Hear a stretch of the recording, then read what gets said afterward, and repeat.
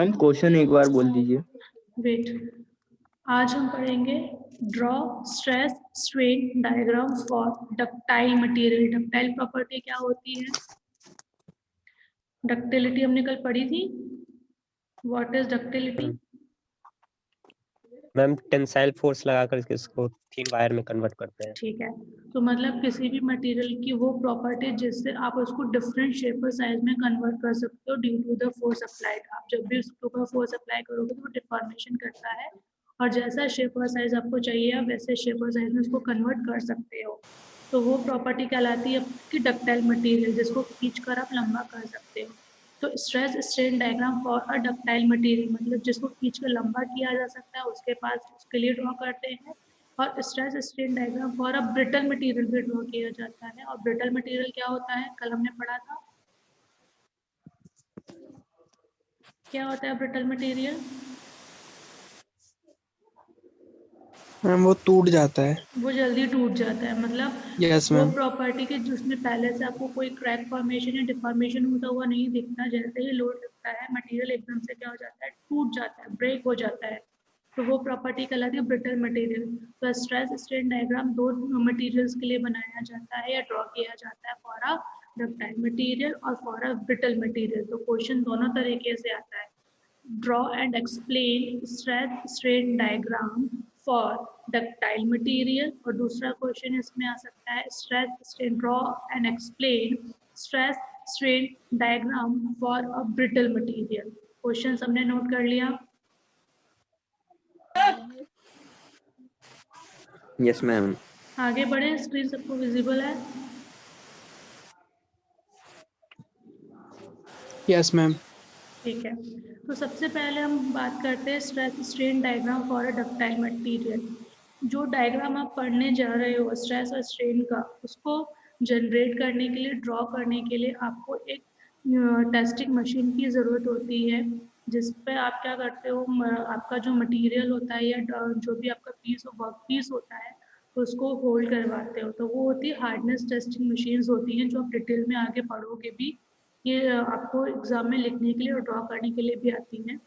उस मशीन में क्या होता है, एक टेबल होती है जिसके ऊपर आप वर्क पीस को, रोहन, रोशन, बेटा स्क्रीन पे कुछ नहीं होना चाहिए वरना मैं अभी तुम्हें बाहर निकाल दूंगी क्लास से।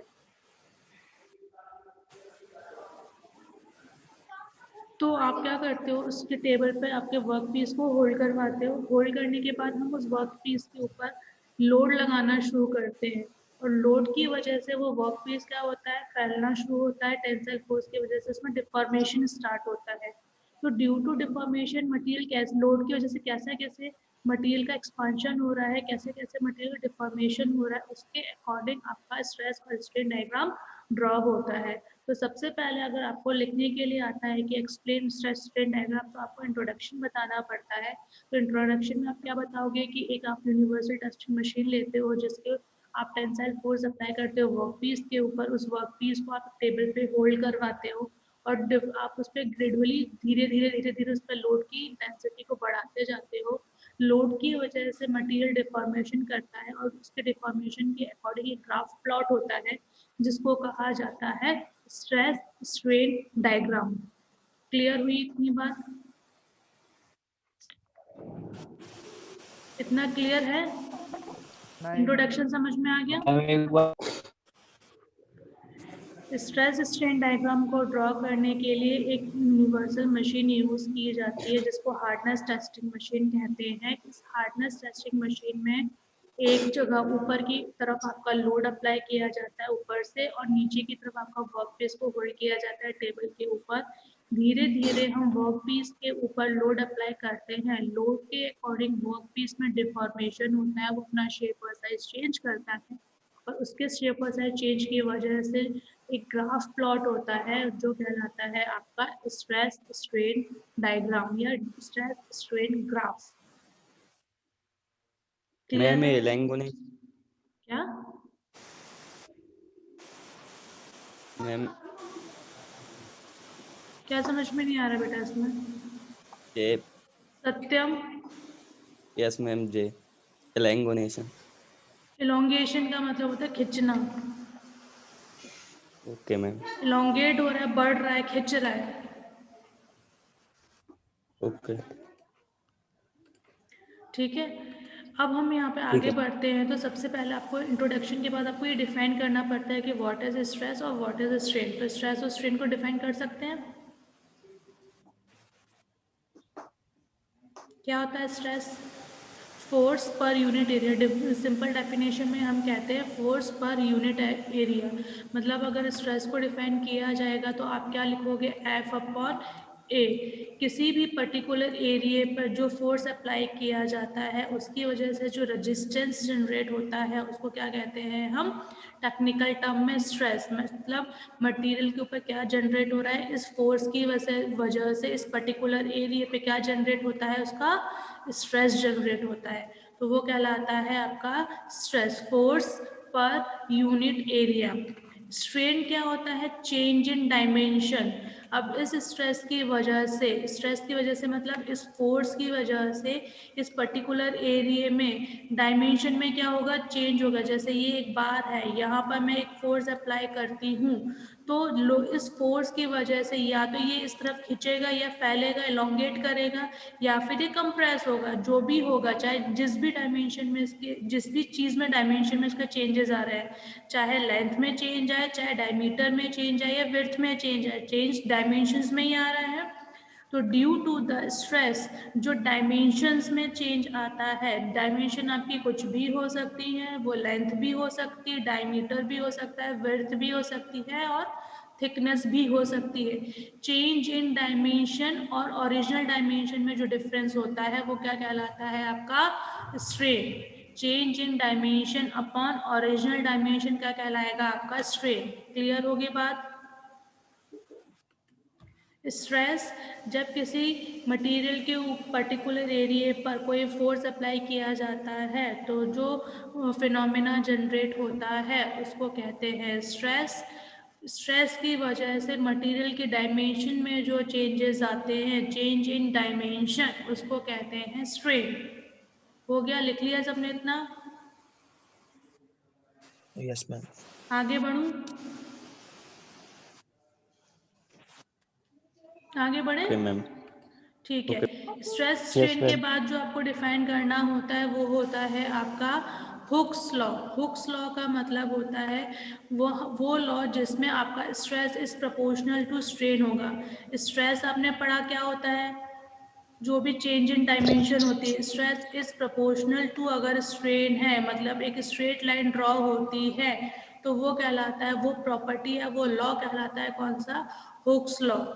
Hooks law in which the stress is directly proportional to the strain. वो लॉ कहलाएगा आपका कौन सा लॉ? Hooke's law. क्योंकि मटेरियल कुछ टाइम तक हुक्स लॉ को फॉलो करता है, उसके बाद वो डिफॉर्मेशन स्टार्ट करता है। तो आपको हुक्स लॉ पता होना चाहिए। हुक्स लॉ कहता है कि जहाँ पर stress is directly proportional to strain होता है वो कहलाता है आपका हुक्स लॉ। क्लियर है? आगे बढ़ूं? मैम स्ट्रेस और स्ट्रेन को हिंदी में क्या बोलेंगे? बेटा इतना तो मुझे भी नहीं पता। रेजिस्टेंस है बेटा, ये एक तरीके का जो भी डायमेंशन में चेंज आ रही है उसको स्ट्रेन बोलते हैं, रेजिस्टेंस को स्ट्रेस बोलते हैं। ये आपको टेक्निकल ही याद रखना पड़ेगा और समझना पड़ेगा। आगे बढ़ूं? ये है आपका पूरा का पूरा stress strain diagram for a ductile material. इस क्या है राहुल कुमार, ये क्या था?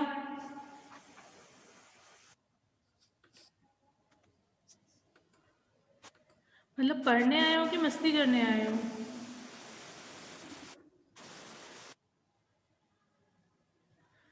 स्ट्रेस स्ट्रेन डायग्राम में अगर हम ड्रॉ करते हैं तो जो आपकी वाई एक्सेस होती है वहाँ पर हम किसको मेंशन करते हैं? स्ट्रेस को मेंशन करते हैं। और एक्स एक्सेस पर हम स्ट्रेन को मेंशन करते हैं। स्ट्रेस मतलब force per unit area, strain मतलब चेंज इन डायमेंशन। यहाँ पर डिफरेंट पैरामीटर्स होते हैं। तो जब भी अगर आपको स्ट्रेस स्ट्रेन डायग्राम लिखने के लिए आता है तो सबसे पहले आपने क्या लिखा, उसका इंट्रोडक्शन लिखा। इन इंट्रोडक्शन में ये बताया है कि स्ट्रेस स्ट्रेन डायग्राम एक मशीन पर जनरेट होता है। जब किसी वर्क पीस के ऊपर हम कोई ऑपरेशन परफॉर्म करते हैं तो उसकी वजह से क्या जनरेट होता है, ये स्ट्रेस स्ट्रेन डायग्राम जनरेट होता है। तो वो हो गया इसका इंट्रोडक्शन। इंट्रोडक्शन के बाद आपने स्ट्रेस को डिफाइन किया, फिर आपने स्ट्रेन को डिफाइन किया। स्ट्रेन को डिफाइन करने के बाद आपने हुक्स लॉ को डिफाइन किया। उसके बाद आपने ये ग्राफ प्लॉट किया। अब इस ग्राफ को प्लॉट करने के बाद आपको ये जो जितनी भी चीज़ें यहाँ पे मेंशन की गई हैं उनको पैराग्राफ वाइज लिखना पड़ेगा। पैराग्राफ वाइज लिखने का मतलब है, देखो यहाँ पे जितनी भी प्रॉपर्टीज जनरेट हो रही है, एक होती है प्रोपोर्शनल लिमिट, ये लिख लीजिए, फिर मैं आपको एक्सप्लेन करूँगी विद डायग्राम। सबसे पहली जो प्रॉपर्टी होती है वो होती है प्रोपोर्शनल लिमिट। लिख लिया? लिखा सबने proportional limit? Yes ma'am. Yes एक मैम। मिनट ना, एक मिनट। Yes ma'am. सबसे पहले किसको डिफाइन करोगे ग्राफ के साथ? प्रोपोर्शनल लिमिट को। दूसरा आता है इलास्टिक लिमिट।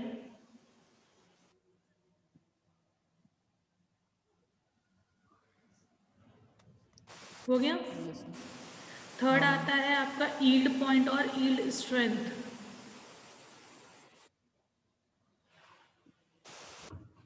हो गया?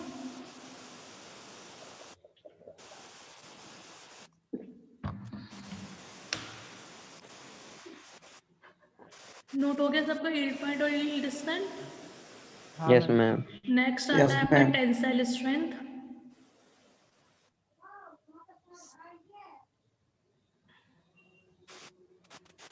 और लास्ट आता है आपका ब्रेकिंग पॉइंट और fracture point.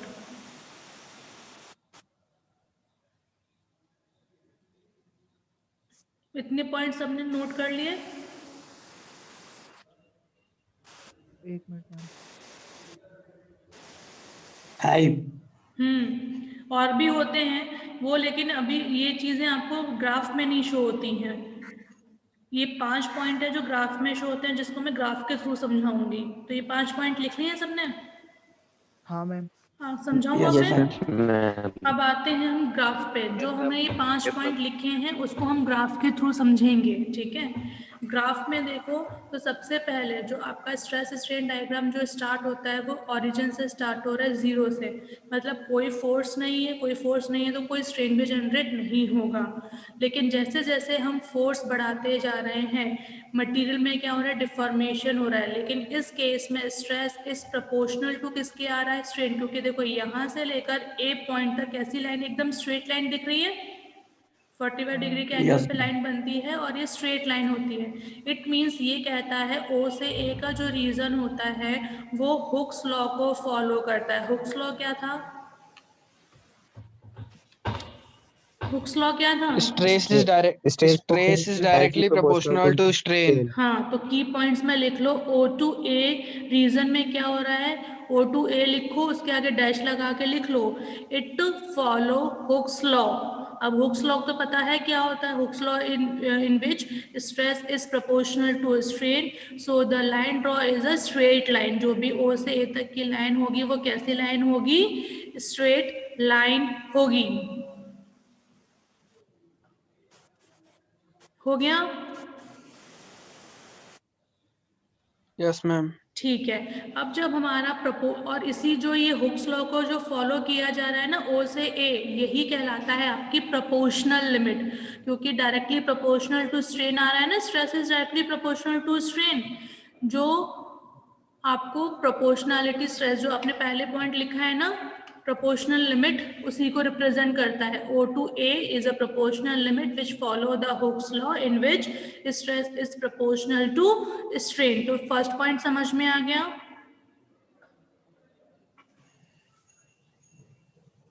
First point clear है, प्रोपोर्शनल लिमिट? Yes ma'am. आगे Yes, बढ़ूं? ma'am.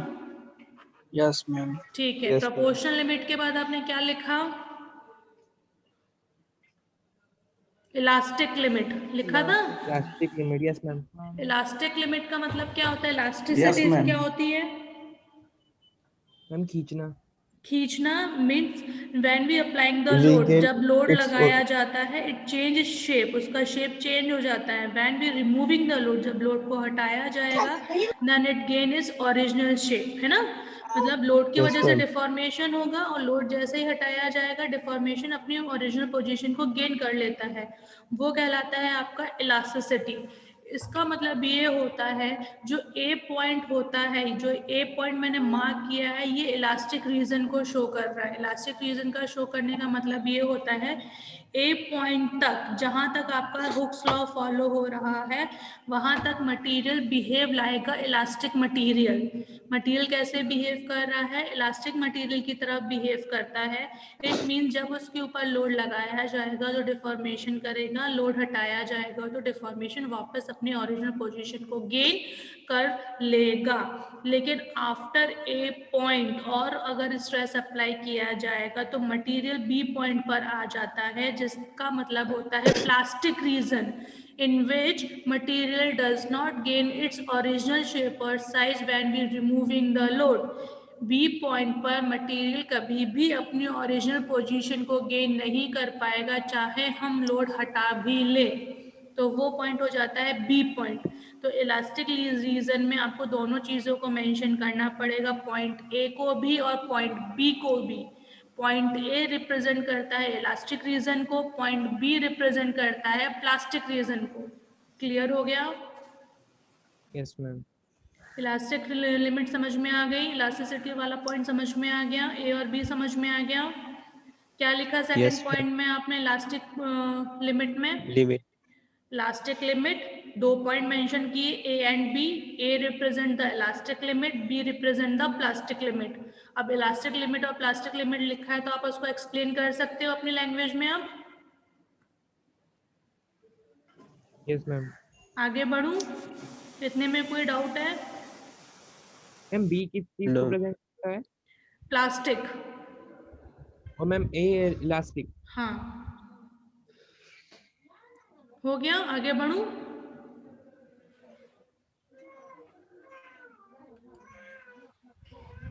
बताइए आगे करें। Yes ma'am. ठीक है, Yes, ma'am. फिर आपने क्या लिखा था थर्ड पॉइंट? यील्ड पॉइंट और यील्ड स्ट्रेंथ लिखा था। Yes, ma'am. यील्ड का मतलब क्या होता है, कोई बता सकता है? No idea. ठीक है, देखो अब यील्ड का मतलब होता है मिनिमम स्ट्रेस अप्लाई करने में मैक्सिमम स्ट्रेन जनरेट हो। देखो यहाँ पर अगर मैं इसको हॉरिजॉन्टल लाइन ड्रॉ करती हूँ तो जो यहाँ पे डिफरेंस आ रहा है, स्ट्रेस का अमाउंट बहुत कम है और उसके कंपैरिजन में जो स्ट्रेन यहाँ पे जनरेट हो रहा है वो उसके कंपैरिजन में ज़्यादा है। तो यील्ड का मतलब होता है when we applying a minimum amount of stress और मैक्सिमम स्ट्रेन जनरेट होता है, वो पॉइंट कहलाता है आपका यील्ड पॉइंट या यील्ड स्ट्रेस। क्लियर हुई बात? मिनिमम स्ट्रेस नहीं से मैम। मैक्सिमम स्ट्रेन जनरेट हो, मतलब कि अगर मैं एक थोड़ा सा फोर्स किसी चीज़ पे लगाऊं और वो बहुत ज़्यादा डिफॉर्मेशन कर जाए तो वो कहलाएगा यील्ड स्ट्रेस। इट मीन्स अगर मैं इलास्टिक को थोड़ा सा खींचूं लेकिन उसका जो इलास्टिसिटी है वो बहुत ज़्यादा खिंच जाए, मतलब कम फोर्स में ज़्यादा डिफॉर्मेशन होता है, वो पॉइंट कहलाता है आपका यील्ड पॉइंट। लिख लिया सबने? यील्ड स्ट्रेस क्या होता है? जब कम स्ट्रेस में ज़्यादा स्ट्रेन जनरेट हो, कम फोर्स से ज़्यादा डिफॉर्मेशन जनरेट होता है तो वो कहलाता है आपका यील्ड स्ट्रेस। इतना समझ में आया? Yes, ma'am. अब यहाँ पे जो ये सी पॉइंट है ये कहलाएगा आपका अपर यील्ड पॉइंट। ये ऊपर वाला है इसलिए इसको अपर बोलेंगे और डी जो है वो नीचे वाला है इसलिए इसको क्या बोलेंगे? Lower yield point. जो मैं ये लिख रही हूँ ना डायग्राम में वो लिख लेना।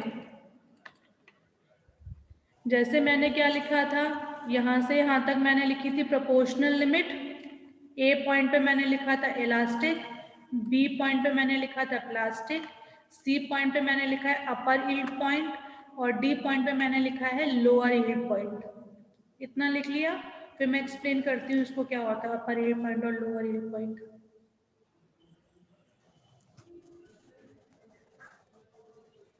बढ़े आगे, नोट हो गया सबका ये चीज़?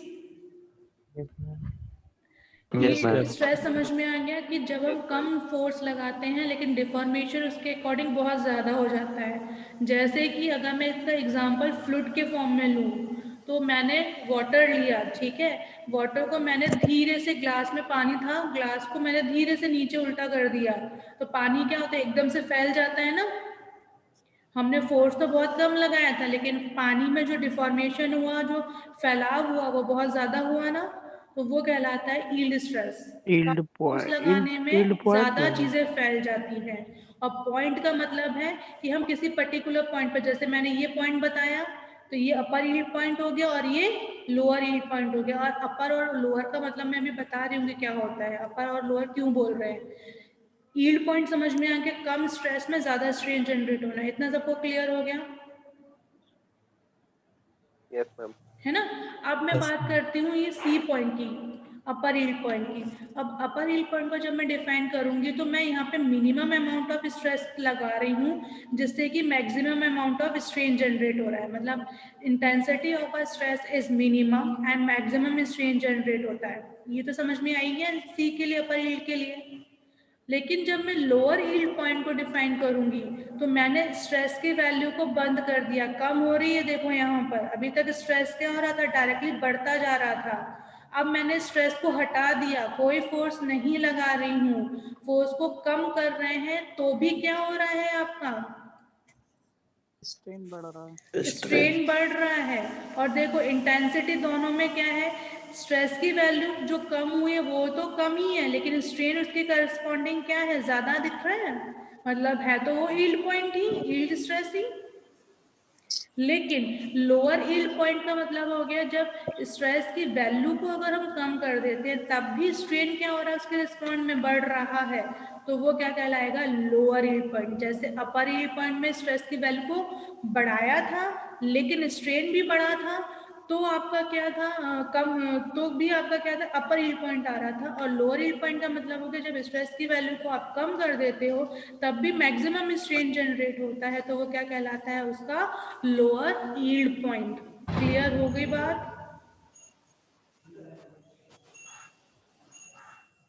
समझ में आया? नहीं मैम। क्या समझ में नहीं आया बेटा? मैम कुछ नहीं। मैंने एग्जांपल दिया था, वो समझ में आया, यील्ड स्ट्रेस क्या होता है? हाँ मैम वो तो मैंने 1 न्यूटन का लोड लगाया और जो डिफॉर्मेशन हुआ लेंथ में, वो आ रहा है 100 mm। इट मीन्स जब मैं 1 न्यूटन का लोड लगाती हूँ, तो वो कितना फैलता है, 100 mm फैलता है, ठीक है। मैंने अब जो लोड लगाया वो लगाया 1.5 न्यूटन का, लेकिन लेंथ उसके करस्पॉन्डिंग 200 मिलीमीटर बढ़ गई। इट मीन्स स्ट्रेस की वैल्यू तो बड़ी ज़्यादा नहीं बढ़ाया मैंने, 0.5 न्यूटन ही बढ़ाया, लेकिन उसके रिस्पॉन्ड में स्ट्रेन क्या हो रहा है, डबल हो रहा है। हाँ। तो ये क्या हुआ, यील्ड स्ट्रेस, कि कम स्ट्रेस लगाने पर मैक्सिमम स्ट्रेन जनरेट हो, वो क्या कहलाएगा, यील्ड स्ट्रेस। ये समझ में आई बात? हाँ। अब क्लियर है इतना, यील्ड स्ट्रेस समझ में आ गया। हाँ। अब यील्ड स्ट्रेस में मैंने एक बोला है अपर और एक बोला है लोअर। मतलब यहाँ पर स्ट्रेस की वैल्यू और स्ट्रेन को ही कंपेयर करोगे दोनों में। एक में हम क्या कर रहे हैं, मैंने 1.5 के करस्पॉन्डिंग लिया और डिफॉर्मेशन कितना हुआ, 200 मिलीमीटर, ठीक। इस पहला लोड क्या था, 1 और 100 का था, रेशो ये था ना एग्जांपल। अब मैंने क्या किया, लोड को 0.5 कम कर दिया, लेकिन डिफॉर्मेशन मेरा उतना ही है, बढ़ गया, उतना ही बढ़ रहा है। मतलब चाहे मैं लोड बढ़ा रही हूँ तो भी डिफॉर्मेशन डबल हो रहा है, चाहे मैं लोड कम कर रही हूँ तो भी डिफॉर्मेशन क्या हो रहा है, डबल हो रहा है। डबल हो रहा है। इट मीन्स स्ट्रेस को हम चाहे बढ़ाएं, मिनिमम अमाउंट ऑफ करें, चाहे मैक्सिमम अमाउंट ऑफ करें, मतलब स्ट्रेस में जो भी चेंजेस हो रहा है उसके करस्पॉन्डिंग स्ट्रेन हमारा बहुत ज्यादा बढ़ रहा है, स्ट्रेन डबल हो रहा है। एग्जाम्पल से तो डबल ही हो रहा है ना। तो उसी वजह से मैंने यहाँ पे लोअर यील्ड पॉइंट और अपर यील्ड पॉइंट का नाम दिया कि डिफॉर्मेशन तो हो रहा है, कम स्ट्रेस लग रहा है चाहे ज्यादा स्ट्रेस लगे, डिफॉर्मेशन उसके करस्पॉन्डिंग बहुत ज्यादा होता है। तो ये सी और डी का रीजन पूरा का पूरा यील्ड स्ट्रेस कहलाएगा आपका, ठीक है। लेकिन इस यील्ड स्ट्रेस में भी मैंने 2 पॉइंट बता दिए कि एक बार मैंने लोड को बढ़ाया तब भी उतने डिफॉर्मेशन हुआ, और एक बार लोड को घटाया तब भी उतना ही डिफॉर्मेशन हुआ, इसलिए इसको कहा अपर यील्ड पॉइंट और इसको क्या कहा, लोअर यील्ड पॉइंट। अब आई बात समझ में? हाँ मैम। अब आगे बढ़ूं? हाँ ठीक है। अब देखो, ए था इलास्टिक रीजन, बी था प्लास्टिक रीजन, मतलब मटेरियल अब यहाँ पर तो नहीं पहुंच सकता, जब तक वो ए पर था वो यहाँ आ सकता था, बी के बाद वो कहीं नहीं, वापस यहाँ पर तो नहीं आएगा। अब ये पूरा का पूरा रीजन अब कौन सा हो जाएगा, बी के ऑनवर्ड ये प्लास्टिक रीजन हो गया आपका, ठीक है। अब हम आते हैं हमारे ई पॉइंट पे, ठीक है। ई पॉइंट, अगर मेरी क्लास खत्म नहीं, मतलब टॉपिक खत्म नहीं होता है तो आप रिज्वाइन करेंगे सारे के सारे लोग, ठीक है। कितने लोग हैं अभी, कितने लोग हो? 22, ठीक है। इतने लोग मुझे वापस चाहिए, ठीक है। अब ई पॉइंट की बात करते हैं तो ई पॉइंट रिप्रेजेंट करता है अल्टीमेट स्ट्रेस को। किसको रिप्रेजेंट कर रहा है E? Ultimate stress. Ultimate stress का मतलब है कि यहाँ से लेकर यहाँ तक आप लोड की इंटेंसिटी स्ट्रेस को क्या कर रहे हो, धीरे धीरे स्ट्रेस क्या हो रहा है, बढ़ ही रहा है ना, बढ़ ही रहा है। देखो यहाँ से बढ़ा, ये बढ़ा, फिर और बढ़ा, और यहाँ पर देखो स्ट्रेन भी क्या हो रहा है, मतलब डिफॉर्मेशन भी क्या हो रहा है आपका, लेंथ में चेंज होता जा रहा है, बढ़ता जा रहा है।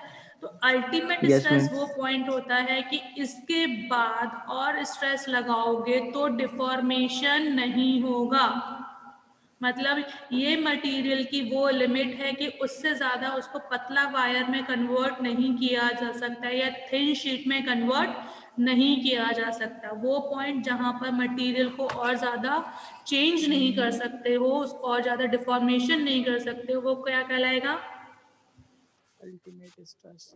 मैक्सिमम स्ट्रेंथ जहाँ तक वो डिफॉर्मेशन कर सकता है, तो वो क्या कहलाएगा आपका, अल्टीमेट स्ट्रेस। इतना समझ में आ गया ये पॉइंट, ई पॉइंट? अब अल्टीमेट स्ट्रेस आ गया, इट मीन्स अब मटेरियल को और ज्यादा डिफॉर्मेशन नहीं कर सकते हैं।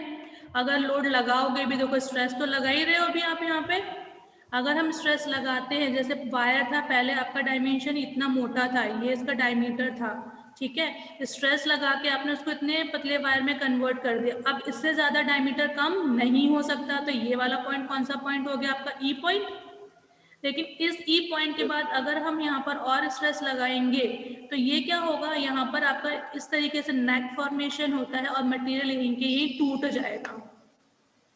मतलब अल्टीमेट स्ट्रेस के बाद अगर और स्ट्रेस लगाया जाता है तो मटेरियल क्या हो जाता है, फ्रैक्चर हो जाता है, टूट जाता है। तो F point is a fracture point और अ ब्रेकिंग पॉइंट।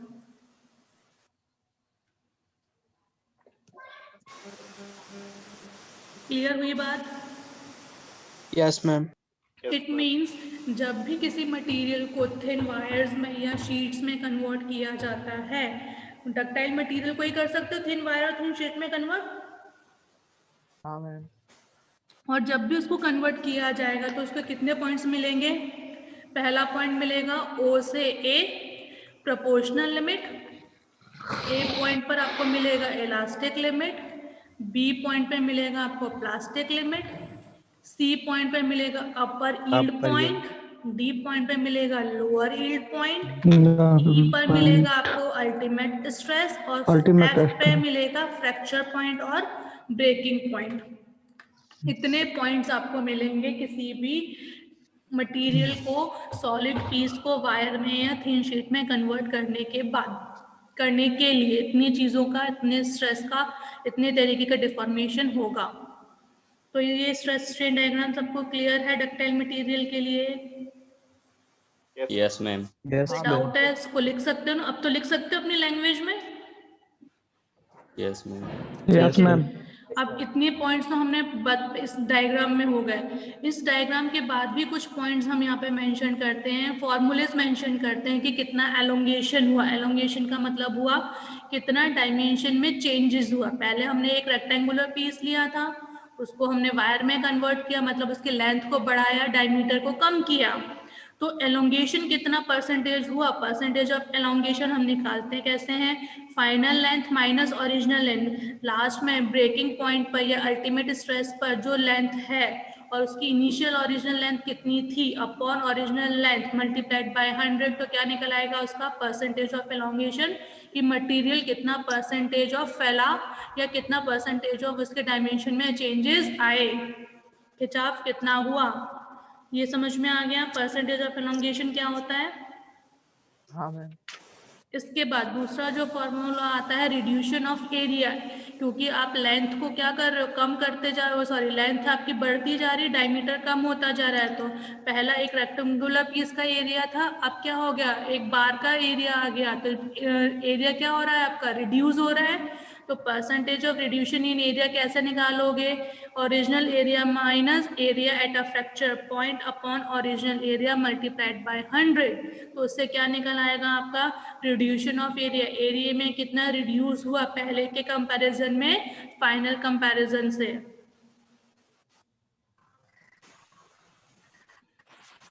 क्लियर है। Yes ma'am. लास्ट पॉइंट आता है मॉड्यूलस ऑफ इलास्टिसिटी। अब यहाँ पर अगर मैं बात करती हूँ, मैंने आपको क्या बताया था हुक्स लॉ में बताया था stress is proportional to strain बताया था। अब इस प्रोपोर्शनल साइन को अगर हम यहाँ पे हटाते हैं तो हम इसको इंट्रोड्यूस करते हैं किससे, modulus of elasticity introduce by E, और स्ट्रेस अपॉन स्ट्रेन क्या हो जाता है आपका मॉड्यूलस ऑफ इलास्टिसिटी। ये आपके मैकेनिकल का बेस होता है। मॉड्यूलस ऑफ इलास्टिसिटी आगे चलकर आपके बहुत सारे सब्जेक्ट्स में यूज होगा। तो modulus of elasticity is the ratio of stress upon strain. Strain.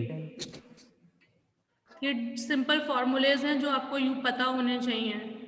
इतनी चीज़ें आपको स्ट्रेस स्ट्रेन डायग्राम में लिखना है। सबसे पहले स्ट्रेस स्ट्रेन डायग्राम का इंट्रोडक्शन कि क्या होता है, देन स्ट्रेस को डिफाइन करोगे, स्ट्रेन को डिफाइन करोगे, हुक्स लॉ को डिफाइन करोगे, उसके बाद ग्राफ प्लॉट करोगे। ग्राफ में सारी चीज़ें आपके डायग्राम में होनी चाहिए, प्रोपोर्शनल लिमिट भी होना चाहिए, elastic region, plastic region, ultimate stress, upper yield point, lower yield point और ब्रेकिंग पॉइंट, इन सबको आपको ग्राफ में भी लिखना है।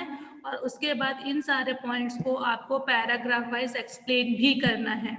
इन पांचों पॉइंट्स को एक्सप्लेन करने के बाद आपको परसेंट एलोंगेशन भी निकालना है, percentage of reduction in area भी बताना है, और लास्ट में आपको मॉड्यूलस ऑफ इलास्टिसिटी का फॉर्मूला भी लिख के उसको एक्सप्लेन करना है। एक्सप्लेन करने का मतलब है जो फॉर्मूला आपने लिखा उसको थ्योरी में लिख दो कि in which the stress is when the stress is divided by the strain is known as a modulus of elasticity, तो वो कहलाता है आपका ई पॉइंट। तो आपने उसको फॉर्मूले में लिखा, उसी को आपने थ्योरी फॉर्म में लिख दिया। तो ये सारी चीज़ों को आपको एक्सप्लेन करना पड़ेगा और तब जाके आपका एक क्वेश्चन कंप्लीट होता है, stress strain diagram for a ductile material. इतने में किसी को कोई डाउट है क्या? No ma'am. समझ में आ गया stress strain diagram? Yes ma'am. ठीक है, अटेंडेंस मुझे भेज दीजिएगा आज की। कौन भेजेगा? जी मैम, मैंने ले लिया। किसने लिया है बेटा? शशांक। शशांक ने ले लिया मैम इसका बेटा। प्रैक्टिकल भी कराओगे? प्रैक्टिकल बेटा अभी आपको नहीं है, ये हायर सेमेस्टर में एक सोम सब्जेक्ट होता है, वहाँ पे आपको ये पूरी मशीन पे करवाया जाता है।